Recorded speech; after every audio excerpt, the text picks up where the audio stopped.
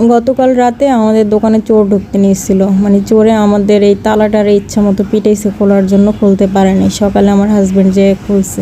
আরও বেশি বেশি করে আন্দোলন করেন দেশে, আর এইভাবে চোরের সংখ্যা বাড়ান, কারণ মানুষের ঘরে খাদ্য না থাকলে মানুষ তো চুরি করবেই।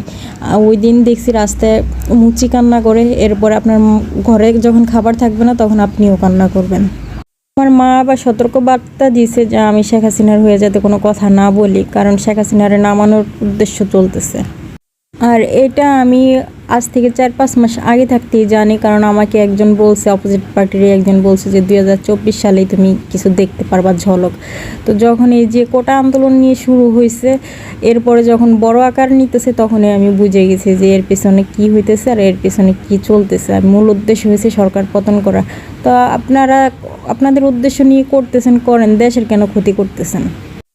এই ছোট ছোট মাসুম বাচ্চাগুলোরে কেন